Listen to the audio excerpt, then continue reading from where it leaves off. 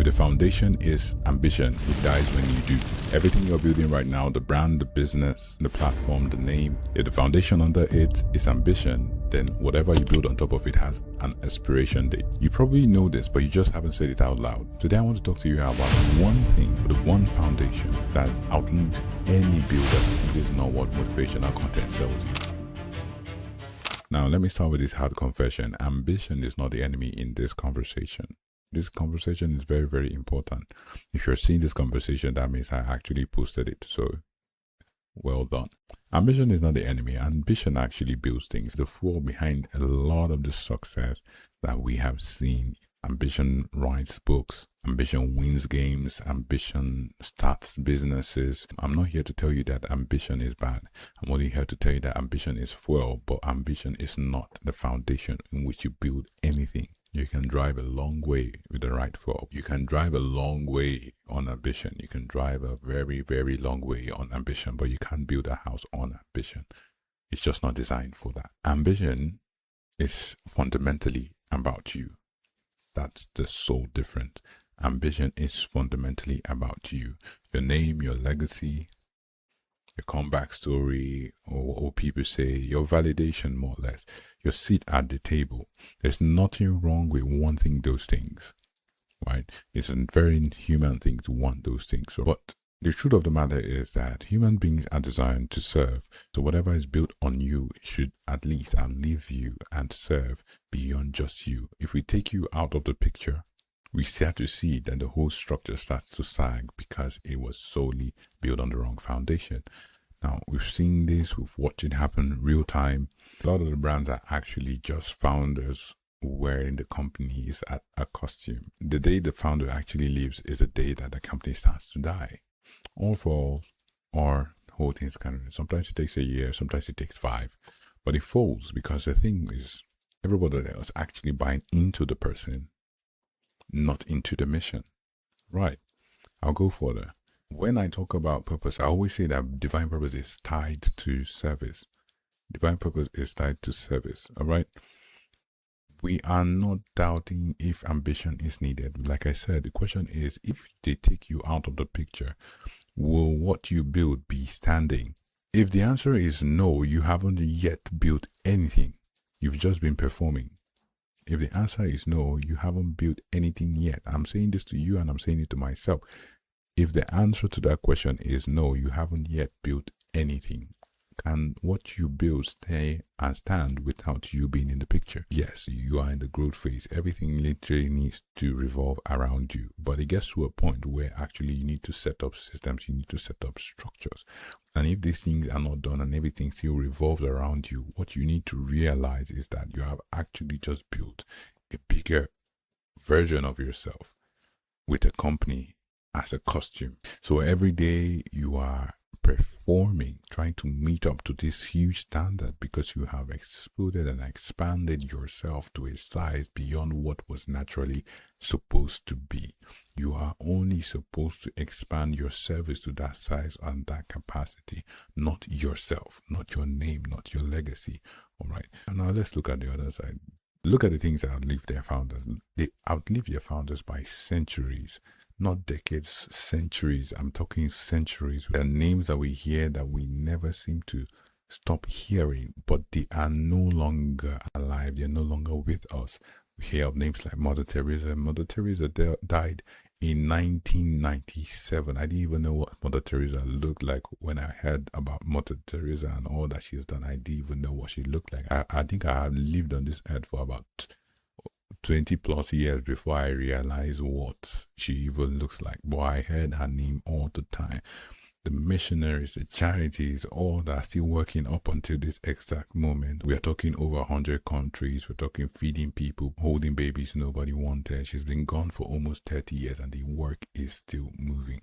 C.S. Lewis may not always agree with everything these people believe in, but one thing is sure, their service outlived them. C.S. Lewis has been dead since 1963 and his words are still waking people and walking people up to Christ. Every single day, there are countless missionaries whose names you and I will never know. They have planted churches in villages 100, 200 years ago. They're the ones that came to reach out to people that would have never been reached out to. They left their house, they left their comfort, they left all that they know just to reach out to certain people, just to serve, just to contribute their quota to a greater and higher purpose of service. What is the pattern? Every single one of those is someone laying themselves down for people that were never going to be able to pay them back. Laying themselves down for people that are never going to be able to pay them back. It's so serious that these people may never even tell you thank you. They may never tell you thank you. So this is the thing that took me so long and so many years to come to realize, is that love isn't building for you, for the builder. Love is building for the ones who come after. Love is building for the ones who come after. Think about it. When you build a house, you put so many rooms into a house. How many rooms can you stay in? You are building for those that come after you, not just for yourself. Same thing goes to building a company. The same thing goes to building a brand. The same thing goes to building a business. Real love is self-sacrifice for the next generation, for the stranger, for the person that's not yet born. So when the builder dies, nothing was ever depending on the builder anyways. The work outlives him because the work was never about him. That's why your work will outlive you. Your work will outlive you when your work is not about you. When your work is building for those that come after you, your work would 100% outlive you. But when your work is building around you and building you up, your work dies when you do. So if love then is the foundation to build anything that outlives you, then we need to really be careful about what the definition of love is. I want to draw a straight line between the two, because if you get this wrong, this episode has no point of value to you. Just stay with me. Love our culture talks about is mood, is chemistry, is a feeling. And I'm not dismissing all of these things, but the feelings cannot be a foundation to anything. Feelings change like the weather. Real love, the type that builds anything that will outlive you. Real love looks like sacrifice. The real love looks like a cross. Showing up when you don't feel like it. It looks like serving someone who will never be able to pay you back. It looks like serving someone that may never tell you thank you. It's not glamorous. Nobody's filming this.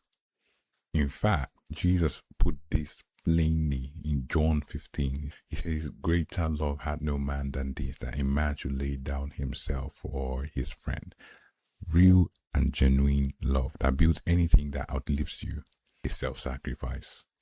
Real and genuine love that builds anything that outlives you is self-sacrifice. It looks like a cross. He didn't say greater love is a strong feeling. He didn't say greater love is a deep affection.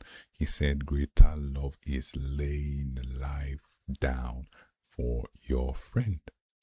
He said like setting it down, laying it down, giving it up for someone else. That's the top of the mountain of purpose and existence. Laying your life down for people that may never be able to do and pay those prices for you. I talk about paying the price, I talk about sacrifice and all of these things, but the truth of the matter is that if you're going to build anything that is going to outlive you, you must understand how true love is the foundation for anything that's going to outlive you. Service is the highest form of existence because everything on this world is built to serve. Every single thing is built to serve. Nothing on this earth is built to serve itself. Human beings are the only ones that have willfully chosen not to serve their purpose. So you need to pay attention to the word. Lay is a deliberate choice. You have to willfully and consciously know what you are doing. Love has to be a choice. Love has to be a decision to serve at all costs, because that is a higher purpose, because that is a divine purpose. Love is a decision to spend yourself on somebody else. That's it.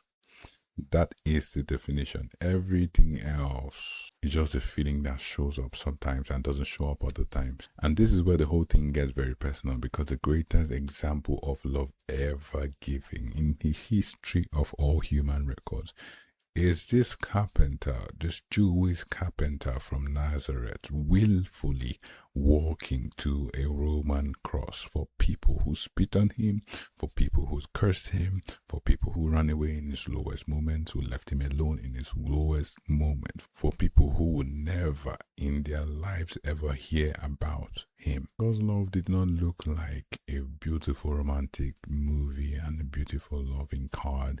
God's love looked like a man beaten on a cross, a man hanging on a cross, blood dripping, thorns on his head, a man going through so much pain and agony for people that may never say thank you, or for people that may never acknowledge who he is. That is the great test. Love. God's love.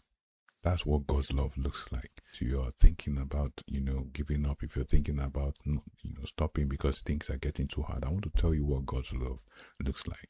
God's love looks like that phase that is beaten beyond recognition, just for you to be able to live freely, to be able to serve at your highest purpose.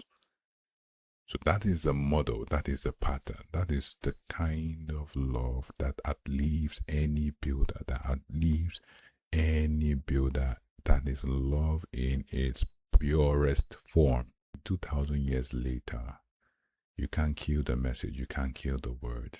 That is God's highest form of love, self-sacrifice. That is the model.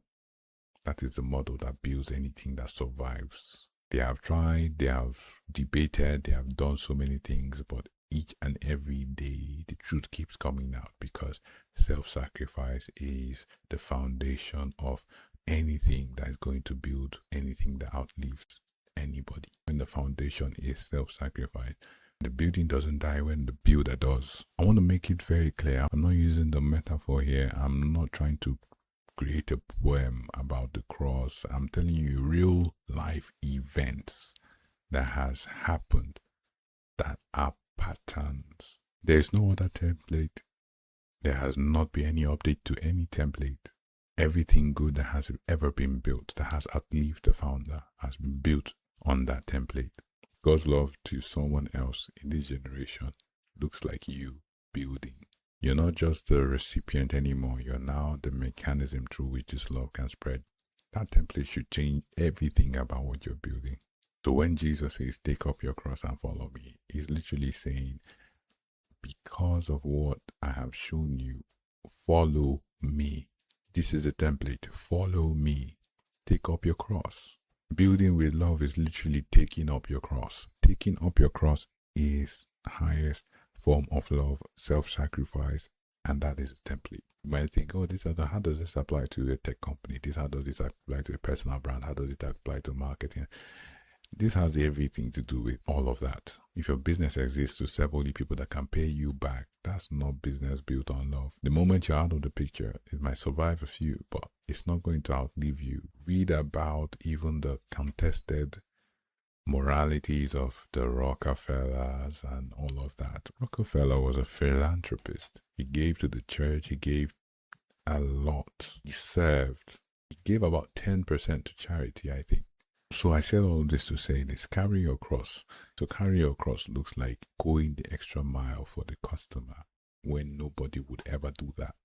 It looks like telling the truth, even though it's going to cost you, telling the truth to preserve your integrity, to protect those that believe in your vision. That's the answer. That's the template. That is love. And that is what builds, and that is the foundation that builds anything that's going to outlive you. So let me close all the loops. The reason why your dream might not outlive you is because you're building it on ambition. Ambition is fuel. Ambition is not a foundation. It gets you moving, but it cannot keep things standing for a long time after you're gone. Everything that we've seen that have built and that have outlived the founders are built on love. It's not built on feeling, it's not built on the mood. It's built on the version of love that looks like self-sacrifice for people that may never say thank you. So in all I've said, I want you to take this away. God's love to you looks like a man hanging on the cross for people that may never say thank you. But God's love to someone else might be you taking up your cross every day and showing up. So build on that. You'll build something that will be an inheritance for your children's children, even long after you're gone, even long after you have faded away from the timeline to outlive you. And that is all right, because it was never about you. was never about your name.